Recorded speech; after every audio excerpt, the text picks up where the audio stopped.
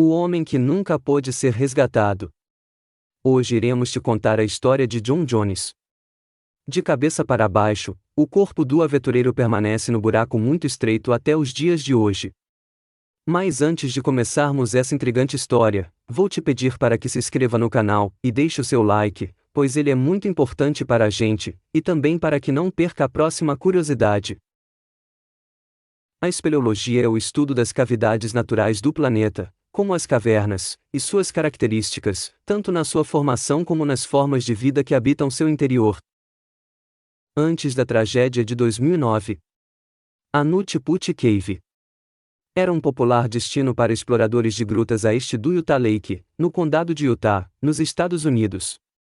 Foi primeiramente descoberta em 1960, pelo explorador Dale Green, que a nomeou devido à argila suave de cor acastanhada que compunha a formação natural da gruta, e que não existe em mais lugar nenhum no condado.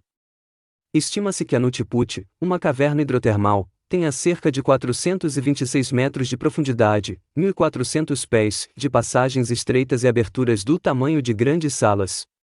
Quem era John Edward Jones?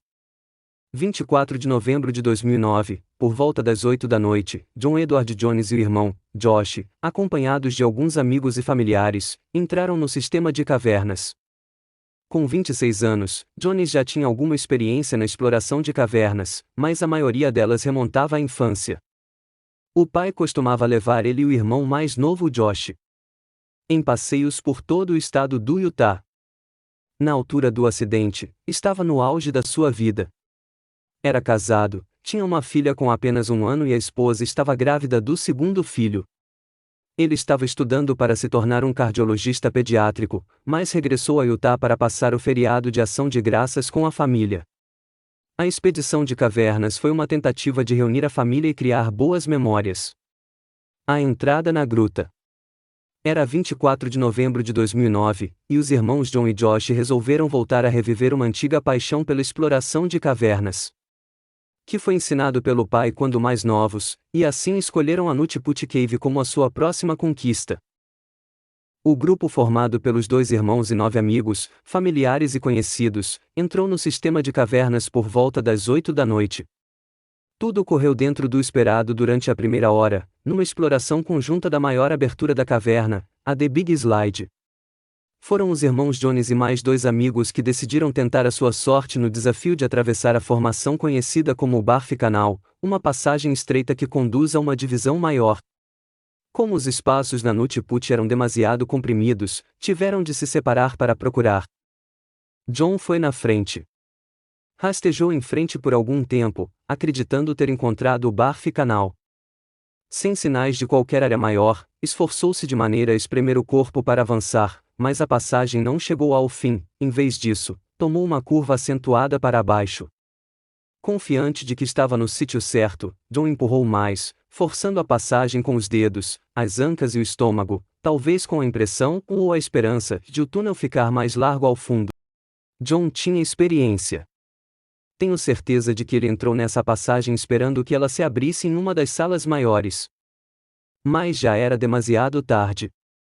Dentro de minutos, Jones percebeu que estava preso, e nem sequer tinha espaço para rastejar de volta por onde tinha vindo.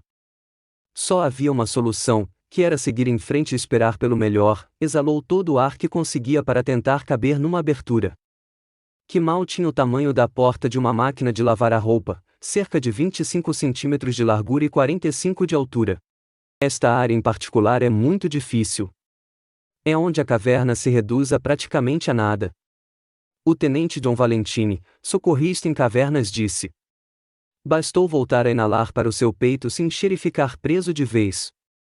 Agora, nem para trás, e nem para frente. O seu erro foi 15 metros antes, e agora já não havia maneira de o reverter.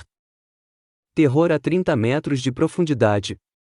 O problema é que, ao contrário do que acontece com o Barf Canal, a passagem onde John entrou não conduzia a uma abertura maior. No final da Nut-Put, há 4 passagens que não levam a lado nenhum, ou pelo menos nunca foram mapeadas, uma vez que são demasiado pequenas para um ser humano caber. A Scout ATIR conduz a um único túnel, que também não pode ser atravessado. Em qualquer das possibilidades, John Jones fez força até não conseguir continuar, e a passagem na fissura que descia para baixo tornou impossível o seu regresso sem ajuda. A mais de 30 metros abaixo do chão, pouco mais podia fazer. O irmão Josh, de 23 anos, foi o primeiro a encontrá-lo e, aterrorizado pela maneira como a rocha parecia ter engolido, Josh tentou puxá-lo pelos tornozelos.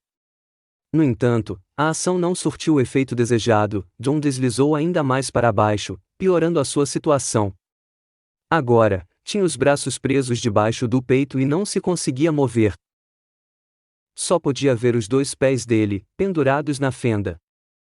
Não podia ver mais porque era como se ele estivesse envolvido na própria fissura. Relatou Josh Jones, irmão mais novo de John. Ambos religiosos devotos, rezaram, não podiam fazer mais nada naquele momento. O mais novo pediu a Deus que os guiasse, e John pediu para ser salvo, pela minha mulher e crianças, que ainda o aguardavam para a ação de graças. Eventualmente, Josh teve de rastejar de volta à saída para pedir ajuda, deixando o irmão com um amigo.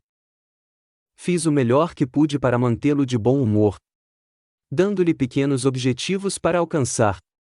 Mas depois de 1 hora eu estava a ficar cansado, arrasado e comecei a ficar psicologicamente confuso.